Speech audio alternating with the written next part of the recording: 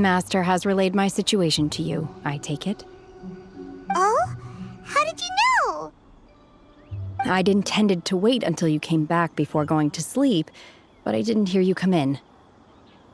I was worried that something may have happened to you, so I went outside to check and caught sight of my master.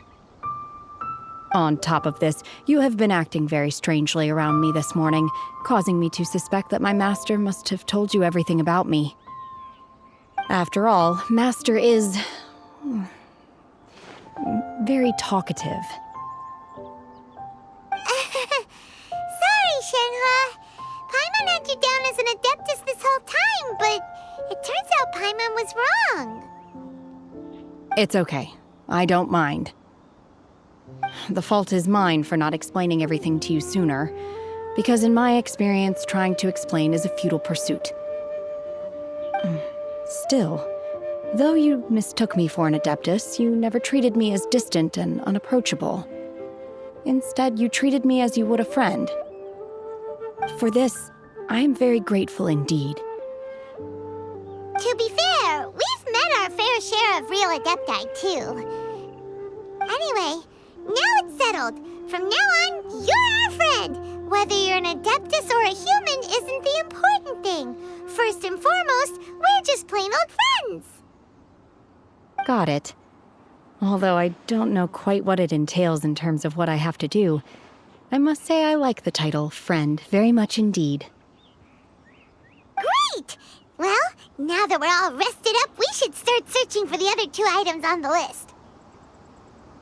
But before we do that, let's go to the building site and ask Ningguang's little helper how the progress is going. After all, Sunset Vermilionite is so rare. Paimon doubts many competitors will really be able to find any. If it turns out some of them have given up already, we'll be able to take things a little more slowly. Oh, and another thing. We bought some grilled chicken drumsticks on the way back last night. There was a place just outside. Here's one for you, Shenhe. Try it! They're so good. I concur. It has a rich flavor, far more agreeable than those I've cooked for myself in the wilderness in the past. Please don't pay any heed to the way most people refer to me. I am not an Adeptus and don't possess any divine abilities. I was born in a branch family of a clan of exorcists and grew up in the mountains far away from Liyue Harbor. I am but an Adeptus disciple, nothing more, nothing less.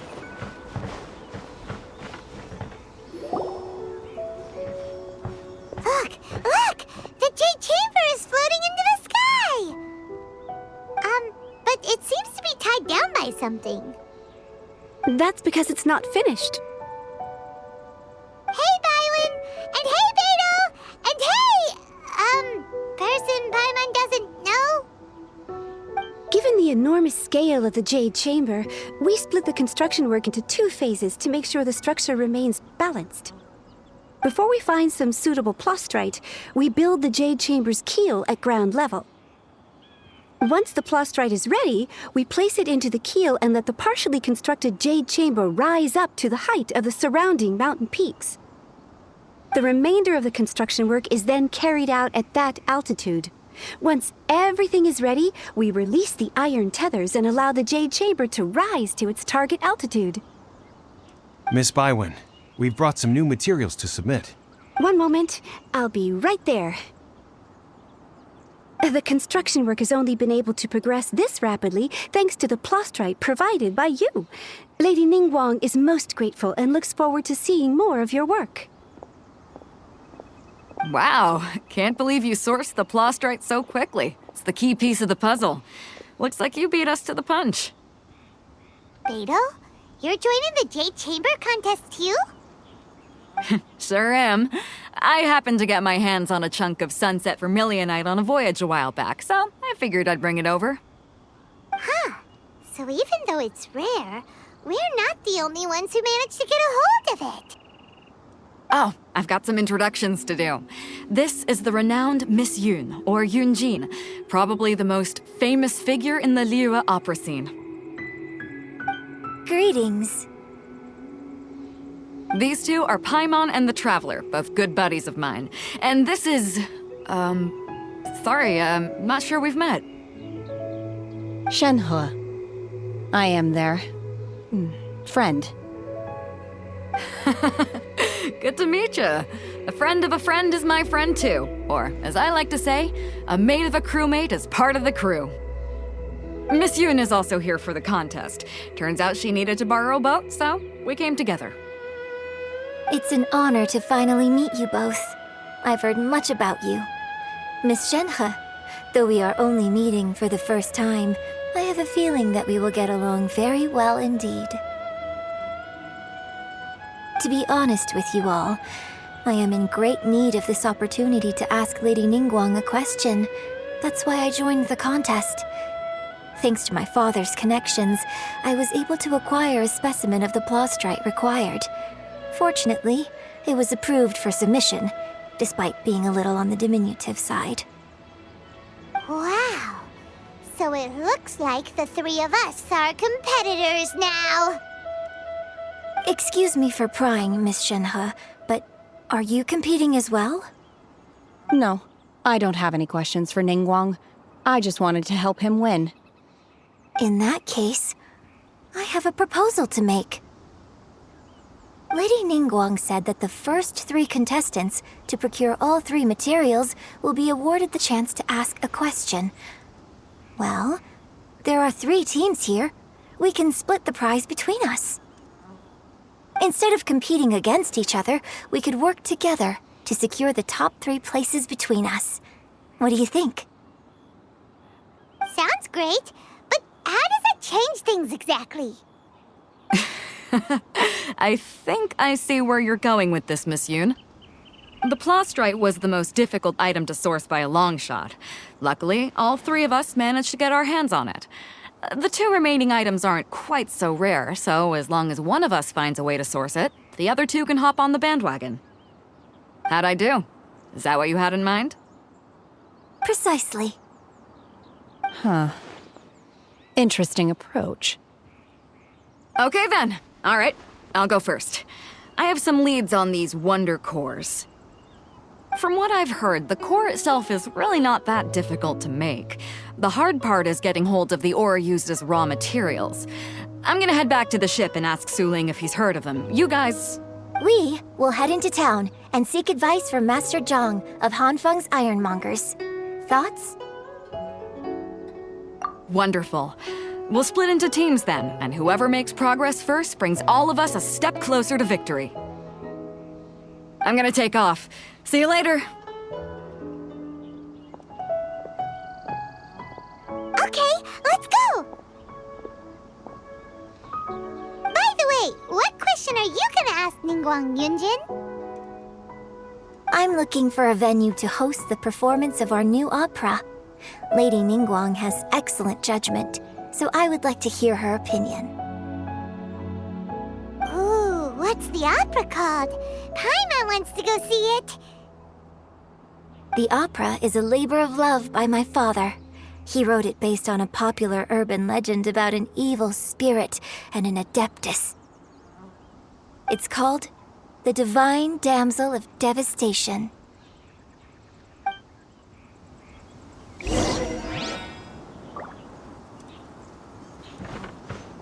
What a sight to behold! The sun, so warm and radiant.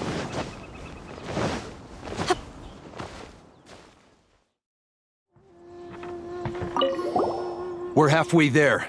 I must keep my wits about me and continue to ensure the safety of the site for the remainder of the project.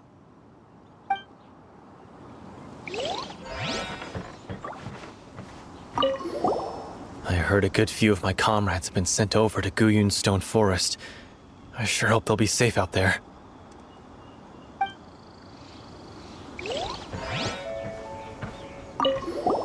The Jade Chamber belongs in the sky amongst the clouds. The next step is to build the pavilions on the upper layer while we wait for the wonder cores in the Adepti sigils. Oof. My waistband has been feeling a little snug these last couple of days. Methinks I perchance have overindulged. Ah, hello. Are you here for something off the shelf, or do you need something forged? Excuse me, Master Zhang. We were wondering if you'd heard of something called a Wonder Core. Of course I have. Sorry, who's asking? My name is Yunjin. Perhaps you don't know me, but I believe that you forged some weaponry for my father in the past, for stage use. Yunjin? Stage use? Oh, so you must be Miss Yun. Sorry, my brain's finally caught up. It's not used to doing much beyond bashing a hammer all day. Everyone's heard of you, Miss Yun, even folks who don't make it to the opera all that often. Like myself. So, you're here to ask about Wonder Cores, huh? As it happens, I do know how to make them. Matter of fact, I made some for Lady Ningguang back when she was building the original Jade Chamber. The types of ore needed to make Wonder Cores are a little hard to come by. Lady Ningguang supplied them herself last time. I don't suppose you've brought any yourselves? No, we were gonna ask you what kinds of ore we need. Sure. Well, you'll need two kinds. Star Splinter Iron and Subrosium. If I remember correctly, Lady Ningguang sourced her Star Splinter Iron from the Mount Tianheng area. They say it resonates with visions.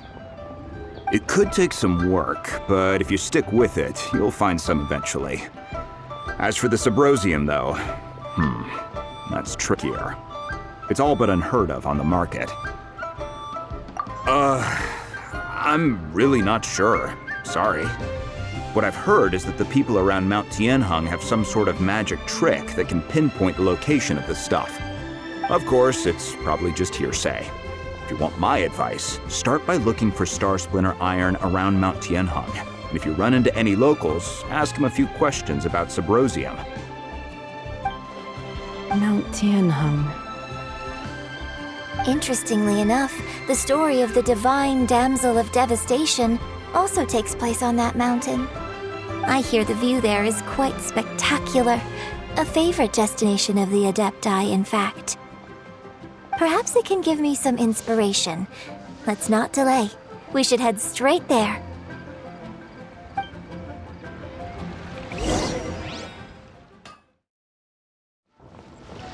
We have some grand performances coming up soon, and it just so happens that we have an opening for someone to play the part of a skilled sword fighter.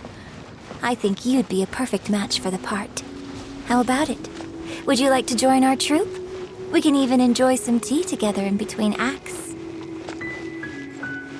One of my absolute favorite pastimes is trying out all kinds of new beverages. I've already tried all the sophisticated-sounding drinks that previous generations came up with. You know, like pine nectar tea and snow blossom tea. I'm beginning to worry that I'll run out of new drinks to try soon. You don't happen to have any recommendations, do you?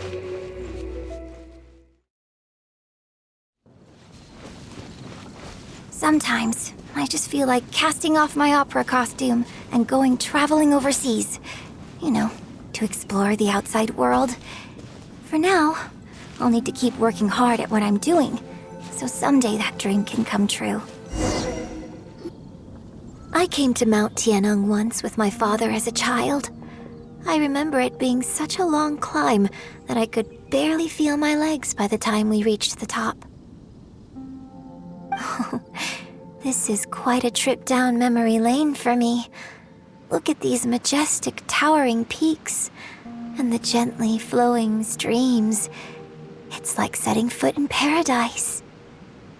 No wonder the legend of the divine damsel of devastation is said to have taken place here. Adepti wander oft where mortals seldom stride.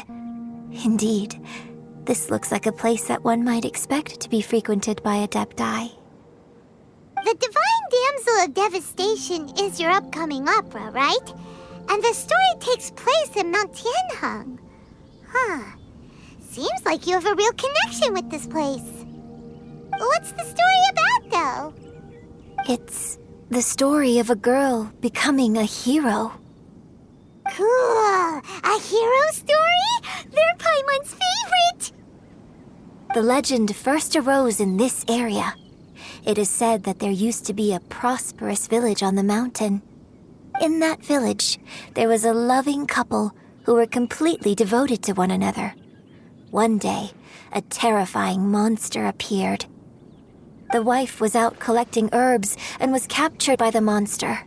Her husband was so distraught at the news that it broke his spirit and drove him to madness. The vile and vicious monster told the villagers, "If you want to live, you must sacrifice a child to me." What a nasty piece of work! Ugh. Paimon sure hopes this monster gets put in its place! But the monster was so terrible and so strong that all within the village were terrified of it. They had no choice but to give in to the monster's demand. Just while they were discussing whose child would be given over to the monster, a little girl suddenly stood up and came forward.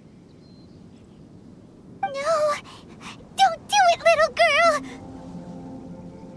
Unbeknownst to anybody else, she was concealing an exorcist's blade. She approached the monster's lair, feigning fear and trepidation. When she finally arrived, she courageously drew her sword and entered into a fierce struggle with the monster, from which she eventually emerged as the victor. Her extraordinary abilities drew the attention of the Adepti, and they took her as one of their own. Her story became the stuff of legends. But alas, the paths of mortals and Adepti seldom cross, and she would never again re-enter the mortal world. And so, destined to grace the mortal realm for but a brief moment, she vanished like a wisp of smoke into thin air. That's how the opera ends. I really like this story. But I personally think that perhaps the little girl was not as brave as the opera makes her out to be. I'm not sure she deserves all the praise she is given. I've never considered that before. Opera is always an interpretation of the events it purports to portray. A certain degree of deviation from the truth is always inevitable. When my father wrote the script for this play, I suppose his intention was to inspire his audience with the character of the divine damsel. I think it's a great story. The ideal story. Well, it sure inspired Paimon! Let's go get ourselves some Star Splinter Iron! Yeah!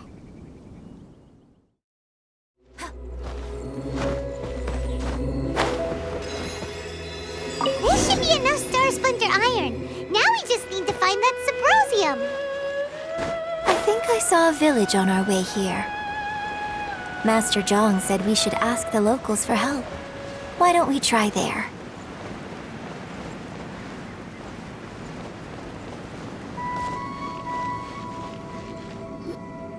Hey, there really is someone here. Yunjin, looks like you were right. Excuse us, sir. Can we ask you something? Huh. He didn't seem to catch that. Hello, sir. We were just passing by and wanted to ask if you happen to know anything about Subrosium. Is he trying to tell us to look for clues in the village? Well, whatever. Guess we're on our own here. Shenhe, Yunjin, let's have a look around. Sorry, you can go ahead without me. I'd like to have a word with this gentleman.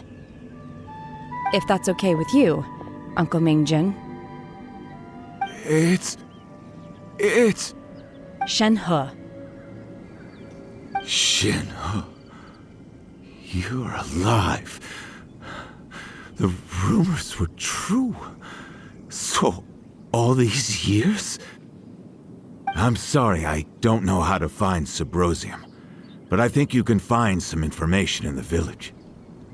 And this place is deserted now. No one ever comes here, so you can rummage around all you want. Huh? You know this guy, Shenhe? Thank you, kind sir. We'll go and take a look around. Don't worry. Mingjin has no ill intention towards Miss Shenhe. She'll be quite safe. Okay, then let's see what we can find in this village.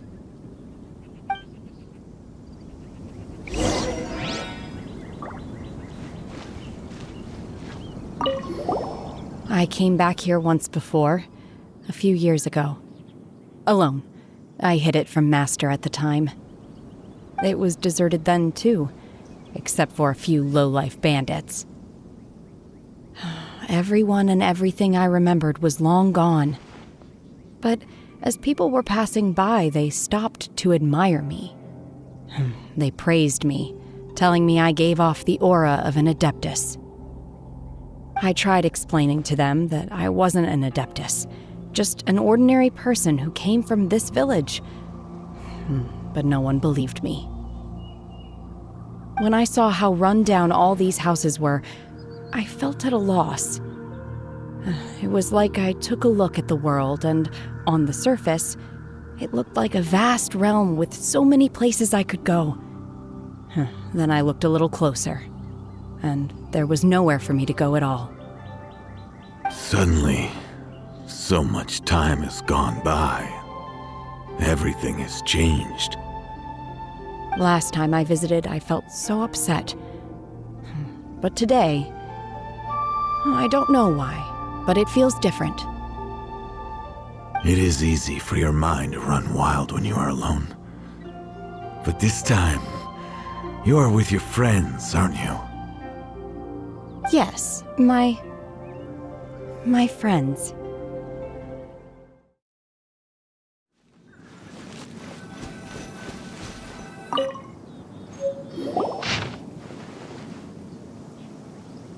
The remains of a god, an abandoned village, Mount Tianheng. Does this mean that the true story of the divine damsel of devastation happened right here, in this village? The time frame certainly matches, so it seems we're in the right area. Let's keep looking around.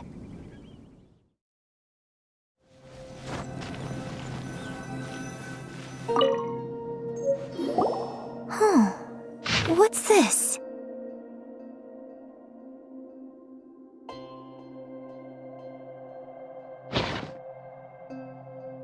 So, Shenhe is the divine damsel? Now that I think about it, she does behave rather like an Adeptus, and she is about the right age. So that's why I've been getting the strangest feeling whenever I chat with her. I should have noticed it earlier. According to this text, the divine damsel from the opera was actually the daughter of the loving couple. And she didn't volunteer. She was sacrificed to the monster by her own father. Oh. The truth is even more lamentable than the opera. Now I understand why Shenhe said the girl was not as brave as people think. It wasn't her choice to enter that ghastly situation. She was forced into it. Oh, it looks like my father may need to make a few revisions to his beloved opera. We've looked everywhere, but still no mention of Symposium. Let's have a look over there.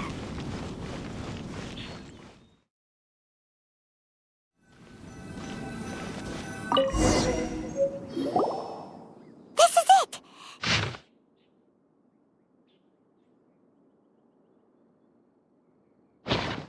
So basically, we need to go to the middle of the lake south of Mount Tianheng at dusk, and we'll find us some Symposium!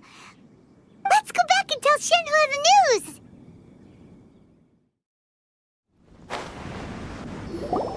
One year when I was back visiting, I heard a story about a white-haired Adeptus from a merchant passing by. I never imagined it was you. I was a very close friend of your father's. I could have stopped him from performing the summoning ritual. I had plenty of chances, but I couldn't bring myself to stand up to him. I just let things happen, let it all escalate. Well, we all know how that story ended. I bring flowers back here every year. And each time I wish I had a chance to apologize to you. Apologize for what? If you'd stopped him, he'd only have found another way. There is nothing he wouldn't have done for his true love. Nothing. Do you still hate him? I don't know what I feel. I'm told my fate is to bear the curse of calamity, so my master bound my soul with red ropes to curb my aggression. But it also dampened my emotions, making me dispassionate, like the Adepti. So if you ask me how I feel about the past, if I hate my father or not, the truth is, I feel nothing at all. It must have been so tough for you all these years. Shenhe, we're back! Oh, then I will leave you all in peace. Shenhe, it brings me some solace knowing that you are okay. I'll tell you more about the old times next time we meet. Thanks, mister. We found some info in the end.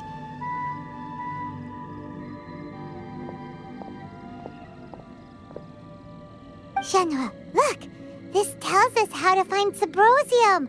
All we gotta do is go to the middle of that lake! Let's go then. Miss Shenhe, there's something I'd like to talk to you about. Just now, in the village, we found your father's diary. It turns out that many of the details in the Divine Damsel of Devastation are not true to the facts, so I'd like to change them. Why? I know I say that opera always deviates from the truth, but now that the main character is standing right here in front of me, I cannot simply dismiss your lived experience in favor of my father's fiction. It's okay. I like your version. Huh? My master once said that the day I learn how to use my strength for the good of others is the day that I can truly become part of human society. So, I hope that one day I might be brave enough to stand up and protect others, just like the girl in the opera. But I've never thought this way before, and I wonder whether I will continue to think in this way. Don't worry. I believe you will. In fact, I think maybe you've already started to become the person you aspire to be. You just haven't had the opportunity to see it for yourself yet. Shenhe! Yunjin! Cut the chit-chat! Let's go! We can't let someone else beat us to it!